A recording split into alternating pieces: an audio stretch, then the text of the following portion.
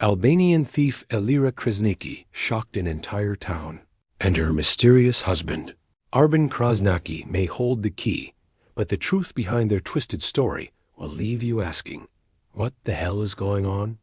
The town was small, the kind where everyone knew everyone, and life moved at a steady, predictable pace. Streets were lined with modest houses, shops displayed their wares neatly, and children played safely in parks without fear. Crime was almost non-existent, and the local police department rarely had more than a handful of cases to deal with at a time. But all of that changed one ordinary morning when a string of thefts began to surface, quietly at first, almost unnoticeable, but growing bolder with every passing week. It started with small items disappearing from homes, jewelry from dressers, cash from drawers, and small electronics from countertops. At first, residents assumed they had misplaced their belongings, or that maybe a careless mistake had been made. But then the thefts became impossible to ignore. Priceless items vanished overnight, homes were broken into with no signs of forced entry, and local shopkeepers began reporting missing inventory. The town that prided itself on its safety suddenly felt vulnerable. Fear crept quietly into everyday routines. People double-checked locks, installed cameras, and whispered to neighbors about who might be behind it. The police were puzzled. There were no fingerprints, no witnesses, and no clear pattern. The thief was intelligent, moving through the town with precision and confidence, as if studying each home and shop beforehand. It was almost as if the person knew the town better than the residents themselves. Surveillance cameras captured only fleeting glimpses. A shadowy figure here, a quick movement there, always careful to avoid leaving evidence behind. The authorities began to suspect someone new had arrived in town, someone who could navigate spaces unnoticed and strike without warning. Rumors began to circulate. Some residents whispered that it could be a professional criminal, someone who had done this before in another city. Others speculated it might be a local who knew the town inside out, exploiting its small size to commit thefts without being caught. Anxiety grew with each unsolved case. Store owners hired private security, neighbors formed watch groups, and late-night patrols became common. The once quiet town was now on edge, every creak in the night carrying the weight of suspicion. Amid this tension, one figure began to emerge in the rumors. A young Albanian woman who had recently moved into the area. She had arrived quietly, renting a small apartment on the edge of town, keeping to herself and attracting little attention. Her calm demeanor and polite manners made her seem harmless, almost invisible. But as the thefts continued, subtle coincidences began to draw attention. People noticed her walking past shops around the time of break-ins, or being near homes shortly before items went missing. While none of this was concrete evidence, the whispers grew louder, fueled by fear and uncertainty. What began as small, almost forgettable crimes slowly escalated into a mystery that gripped the entire town. Residents felt like they were living under constant surveillance, unsure if the next victim would be their home. The police, though diligent, were struggling to keep up, facing a criminal who seemed always to be a step ahead.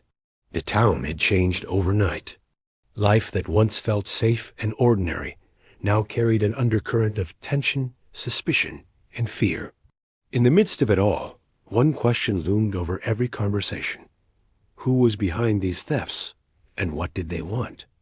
As the thefts continued, the police started piecing together a clearer picture of the mysterious culprit. It was no longer just random break-ins. There was a pattern, a precision that suggested the thief was not only skilled, but methodical. The stolen items were rarely expensive electronics, instead favoring jewelry, cash, and small valuables that were easy to carry and disappear. Whoever was behind it seemed to know exactly what they wanted and how to take it without drawing attention. Surveillance footage, though grainy, showed glimpses of a woman moving through homes and shops with surprising confidence. She was young, dressed in unremarkable clothing, blending into her surroundings as if she belonged there. Every movement seemed deliberate, every glance calculated. She didn't look like a criminal, yet every detail suggested someone experienced in evading capture. The town's residents became increasingly aware of her presence. Neighbors began noticing her walking along quiet streets at odd hours, carrying small bags or boxes that seemed too heavy to be casual shopping. Some claimed they had seen her near their homes just before items went missing. Shopkeepers mentioned a polite woman entering their stores, browsing carefully, then leaving without buying anything, only for small items to vanish shortly afterward. Though none could say with certainty she was the thief, the coincidences were unsettling.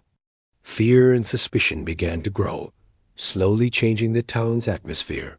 People avoided walking alone at night, doors were double-locked, and even trusted neighbors began eyeing each other with doubt. The police were equally perplexed. The thief left no fingerprints, no DNA, no clues to follow. It was as if she had planned every move, studied every house, and knew the routines of the residents better than they did themselves. Attempts to set traps or catch her in the act repeatedly failed. Officers would stake out a house for hours, only for the thief to vanish as quietly as she appeared. She seemed to have an almost uncanny ability to avoid capture, moving through shadows and corners, disappearing from sight just when she was closest to being caught. Rumors about the woman began to spread through the town. People whispered about her Albanian background, her quiet lifestyle, and her recent move to the area. Some claimed she must be part of a larger network. Others believed she was acting alone, but with extraordinary skill.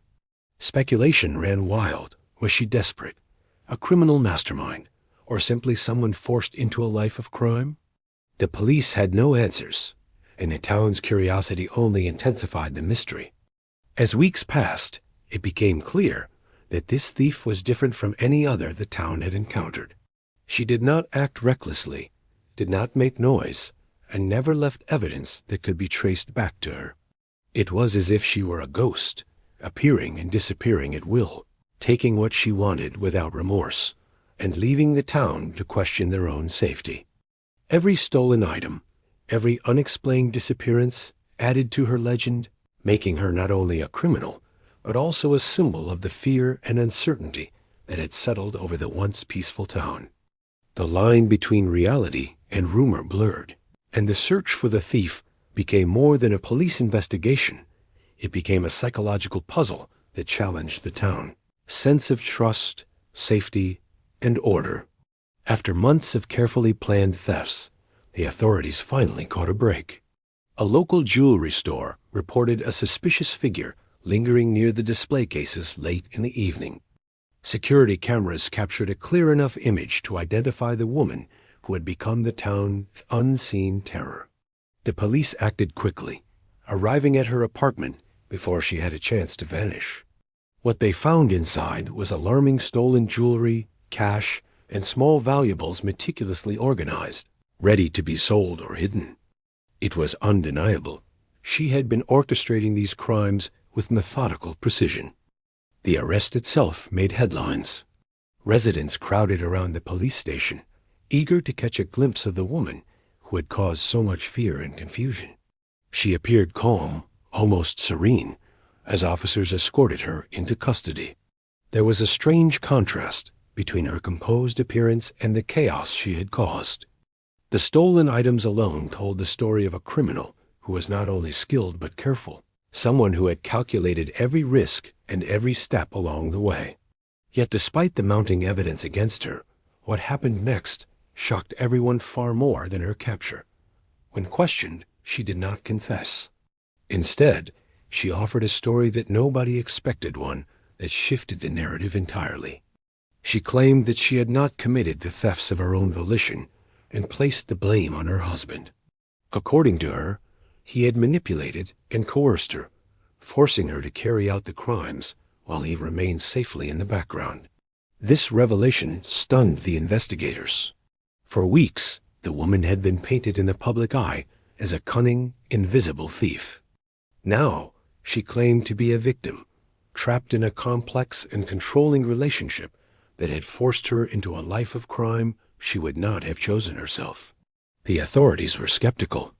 The idea that she could have executed such precise, independent thefts while being under someone else's control seemed contradictory. But her story introduced a new layer of complexity that investigators could not ignore. They were faced with two conflicting possibilities: a woman who was a criminal mastermind acting alone, or a victim of domestic manipulation, hiding behind the guise of guilt. Evidence alone could not immediately clarify the truth. Witnesses, documents, and surveillance footage told one story, while their own testimony painted another. The media seized on this twist. Headlines questioned everything the town thought it knew about the case. Was the Albanian thief a dangerous criminal, or a woman trapped in a web of coercion? Residents debated fiercely, some defending her innocence, others calling her story a clever ploy to evade responsibility. Social media became a battlefield of opinions, with conspiracy theories, rumors, and speculations multiplying by the hour. The calm, quiet town that had first experienced minor thefts was now in the national spotlight, with its people caught in a whirlwind of suspicion, fear, and fascination. The arrest, coupled with her shocking accusation against her husband, transformed a straightforward crime investigation into a psychological puzzle. The authorities faced more than just stolen items. They faced human deception, manipulation, and the question of morality. The line between victim and perpetrator blurred, leaving the town and the police alike unsure whom to trust. The case had become a tangle of evidence, emotion, and hidden motives, and the story of the Albanian thief was far from over. Everyone watching could not help but ask themselves, if she truly blames her husband, what else has been hidden from view? As news of the arrest and her shocking accusation spread, the story erupted beyond the quiet town, quickly capturing the attention of national media. Reporters descended like a storm, cameras pointing at her apartment, police station, and even local coffee shops. Headlines screamed about a cunning Albanian thief and the mysterious husband who may have orchestrated her crimes from afar. Social media platforms buzzed with speculation. Videos circulated of residents sharing their opinions. News anchors dissected every known fact, and commentators debated her innocence or guilt with a fervor that seemed almost excessive. The once private mystery had now become public entertainment, and the town felt the pressure of national scrutiny. Local residents were caught in the whirlwind. Some were thrilled to see the criminal finally caught, yet unsettled by her claims about her husband. Others were defensive, feeling that she had been unfairly judged simply because of her foreign background. Fear and suspicion intensified as the media painted vivid images of her alleged criminal life. Every alley she walked down, every street she had crossed, was suddenly scrutinized and turned into a potential crime scene in the public imagination. The town, once peaceful and ordinary, now felt like it existed under a magnifying glass, every action observed, every neighbor watched. The police found themselves under unexpected pressure. Media narratives painted them as either incompetent for not catching her sooner or too harsh for treating her as a dangerous criminal. Every statement, every report, every move became fodder for debate.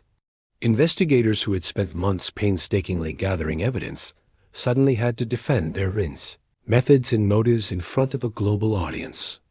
The scrutiny was relentless, and the pressure was magnified by the woman's own story of alleged manipulation. Could she really have committed these crimes under coercion, or was this a clever defense to sway public opinion? The police could not answer these questions definitively, and the uncertainty only added fuel to the frenzy. Meanwhile, her story became a talking point in homes, offices, and schools. People debated endlessly. Was she a masterful thief, a victim of manipulation, or something in between?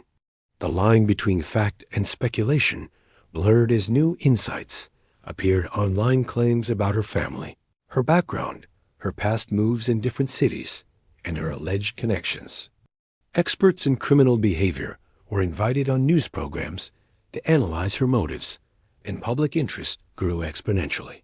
The woman, once nearly invisible in her quiet town, had become a symbol of fear, cunning, and intrigue, a character larger than life, whose true story was almost impossible to separate from rumor. Even within the police department, opinions were divided. Some officers believed she had skillfully manipulated public perception, turning herself into both the villain and the victim. Others argued her claims about her husband might hold weight and deserved investigation. The legal team handling her case watched closely, understanding that public sentiment could influence decisions in court. The town itself began to change, with shops installing more cameras, neighbors locking doors early, and everyday routines shifting under the weight of uncertainty. The sense of safety had vanished, replaced by curiosity, fear, and the relentless gaze of the media. By the end of the week, the story had become more than a criminal investigation. It was a national spectacle, a puzzle that invited endless debate and speculation. The woman's name was everywhere, and her story continued to grow in complexity and intrigue. People could not stop asking themselves and each other, how could one person, seemingly so ordinary, command so much attention and fear? And more importantly, how much of what they were seeing was truth, and how much was cleverly crafted deception? The courtroom became a new battlefield in a story that had already captivated the nation. The Albanian woman faced serious charges that could have resulted in her deportation, a permanent exile from the country she had made her home. But her defense team had a strategy that immediately drew attention. They argued that her crimes were not entirely her own doing. According to her story, her husband had forced her into stealing, manipulating her through fear and coercion. The legal battle was no longer about stolen items alone. It had become a battle of narratives, a clash between accusation and claimed victimhood, between guilt and alleged manipulation. The prosecution presented a compelling case. Police evidence showed her in the act of theft, and recovered items were directly linked to her apartment. Witnesses described her movements and interactions, suggesting careful planning and independent action. The authorities argued that no clear evidence tied her husband to the crimes, emphasizing her skill and cunning in executing the thefts alone. To them, her claim seemed like a desperate attempt to deflect responsibility, a story designed to win sympathy and legal advantage. The courtroom hummed with tension as officers and lawyers presented every detail, leaving the public and even some experts divided. On the other side, her defense painted a different picture. They described her as a woman trapped in an abusive relationship, manipulated psychologically, and forced to commit crimes she would never have chosen. They spoke of fear, isolation, and subtle coercion, suggesting that her actions, though criminal, were influenced by threats she had lived under. Documents and testimony attempted to illustrate her dependence on her husband, portraying a person caught in a dangerous cycle of manipulation. Every argument focused on the human side of the story, emphasizing the emotional and psychological complexities that went beyond simple theft. The courtroom sessions grew tense and unpredictable. Every new piece of evidence, every statement from witnesses, seemed to raise more questions than answers. The public followed the proceedings obsessively, debates raging online and in local communities. Some argued that she had mastered a sophisticated scheme, fooling not only the police, but the media and the legal system. Others believed her story, feeling that the law should recognize her as a victim as much as a criminal. The ambiguity created an atmosphere where judgment was never straightforward, where every observer was forced to confront the murky line between truth and manipulation. As the hearings progressed, the focus shifted from the acts of theft to the character and psychology of the accused. Experts in criminal behavior, domestic abuse, and legal ethics were called in to weigh in. Each analysis contradicted another, each opinion fueling speculation and public debate. It was no longer just a trial. It had become a spectacle, a moral puzzle that asked the audience to consider not only what had been done, but why it had been done, and whether intent and coercion could alter the course of justice. The courtroom drama captured the essence of the case. A woman caught between law, public perception, and personal circumstance. Every session revealed more layers of the story, each twist deepening the suspense. What seemed like a simple crime now challenged assumptions about responsibility, manipulation, and the limits of the legal system. The nation watched, fascinated, and divided as the case unfolded, leaving everyone wondering how it would end and whether justice would be truly served. The Albanian thief was no longer just a criminal. She had become a symbol of complexity, a living question about morality, truth, and human behavior.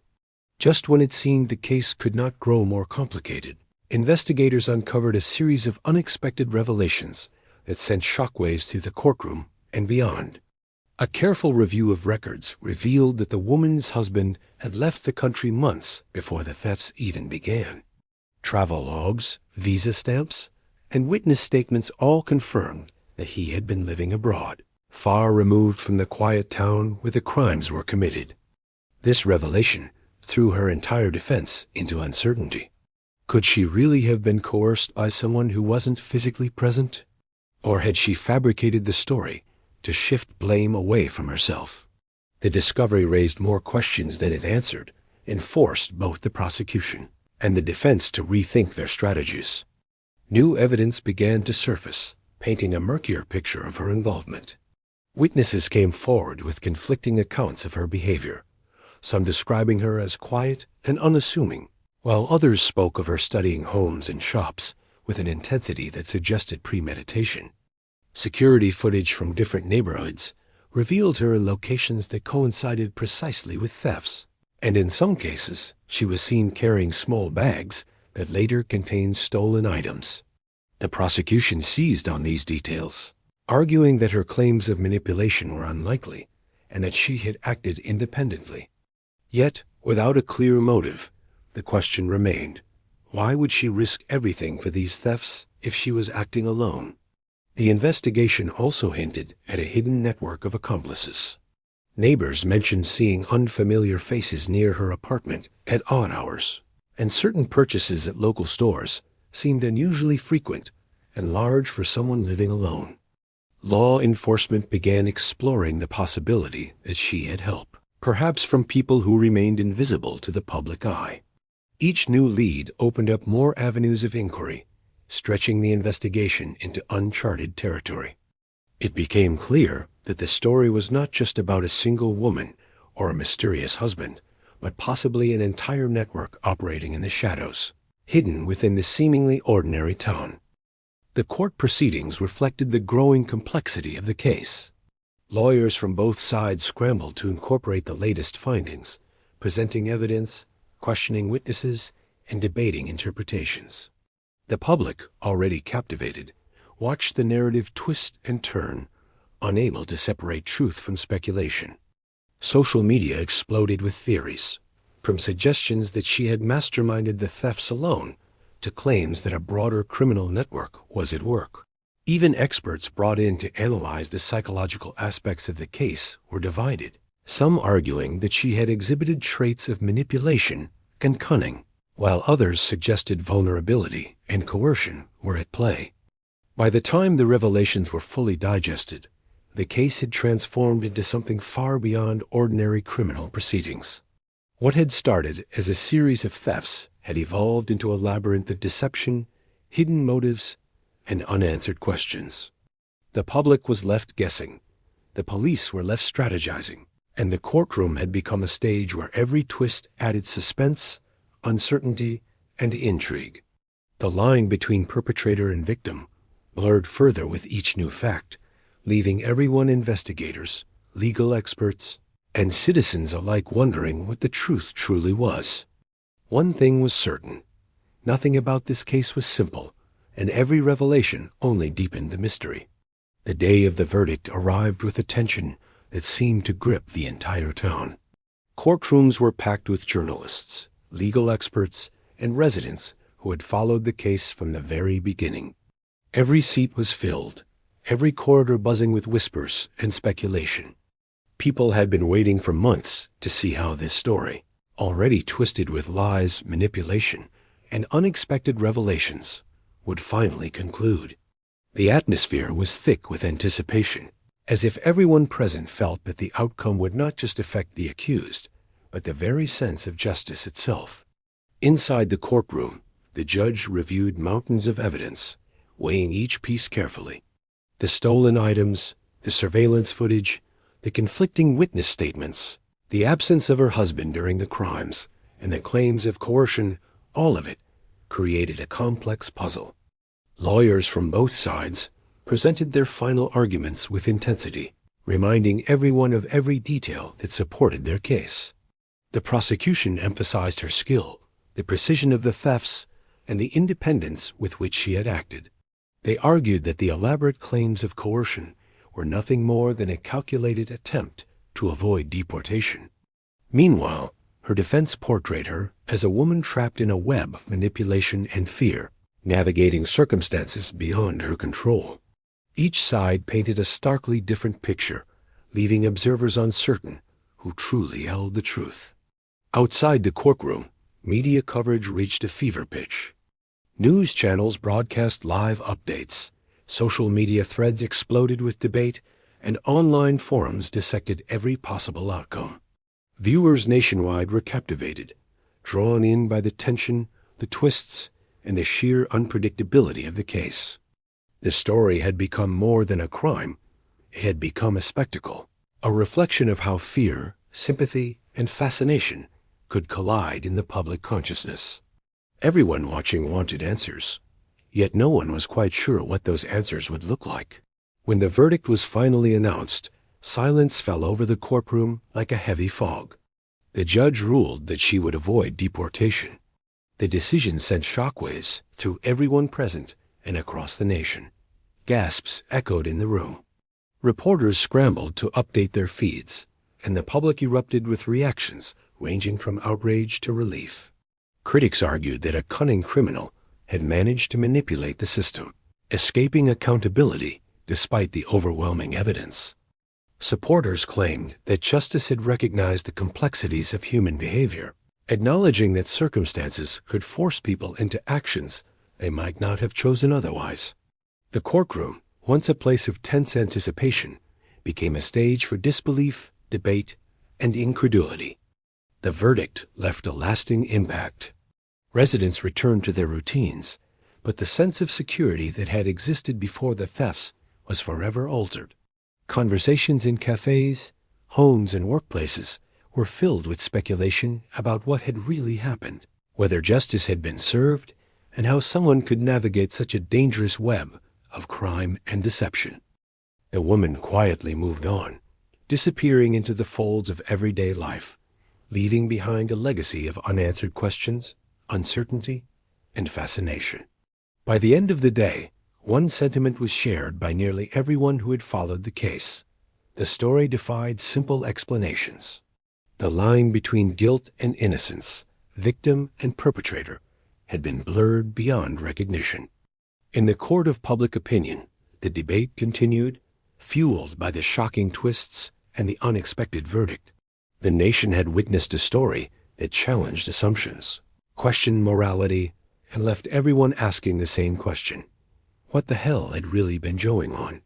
After the courtroom drama had ended and the verdict was delivered, the town slowly began to return to its routines. Shops reopened, children returned to playgrounds, and people resumed their daily commutes. Yet the shadow of the case lingered like a fog over every street and home. Residents could not shake the sense that something extraordinary had happened, that a criminal had walked free in plain sight, and that the lines between truth, deception, and justice were no longer clear. Conversations were dominated by speculation, as neighbors quietly debated what they had witnessed, what they believed, and what might still remain hidden. The woman herself seemed to vanish from public view. She moved carefully, blending into society, avoiding attention while the media's glare slowly dimmed. But despite her disappearance, her story continued to ripple outward, leaving a lasting impact on everyone who had followed it. For many, she became a symbol of ambiguity, neither entirely guilty nor entirely innocent, a figure who embodied the unsettling reality that appearances could be deceiving. Some argued she had outsmarted the system, using the story of her absent husband to manipulate public opinion and legal outcomes. Others insisted she had endured manipulation and fear, a victim navigating impossible circumstances with remarkable resilience. The truth, if it existed in a single, concrete form, remained tantalizingly out of reach. The legal system, too, was left with lingering questions. Lawyers and judges reviewed the case in discussions and analyses long after the verdict, debating how evidence had been weighed, how public opinion had influenced proceedings, and whether justice had truly been served. For law enforcement, the case was a cautionary tale. Criminals could be clever, manipulative, and seemingly untouchable, and even the most carefully gathered evidence could be complicated by unexpected twists. Investigators reflected on how they had been forced to adapt to every new revelation, from the absence of the husband to the possibility of accomplices, and realized that cases like this defied standard procedures and expectations. For the town itself, life carried on, but trust had been forever altered. Neighbors who had once relied on familiarity and routine now looked at each other with a mix of curiosity and wariness. Security cameras and locks became a normal part of everyday life, and residents remained alert for signs of deception or danger. The story of the Albanian thief became part of local lore, a cautionary tale shared in hushed tones about appearances, manipulation, and the complexity of human behavior. Even beyond the town, her story lingered in national discussions. Online forums, social media threads, and news articles debated every angle, every revelation, and every possible motive. People continued to ask questions. Had justice truly been done? Was she a criminal who had cleverly evaded punishment, or a victim whose circumstances had forced her into impossible choices? Perhaps the most unsettling question of all was one that no one could answer. How much of what they saw, heard, and believed about her story was actually true? In the end, the case left a profound mark, not because it was simple or resolved, but because it defied closure. It reminded everyone that the human story is rarely straightforward, that fear, manipulation, and survival can intertwine in ways that make judgment uncertain. The woman remained a shadowy figure, a mystery that continued to fascinate, frustrate, and provoke thought. Her story was a puzzle, a reminder that in life, as in crime, the truth is rarely simple, and the line between innocence and guilt is often invisible. The town would move on, but the question of what really happened would echo forever. What the hell had truly been going on?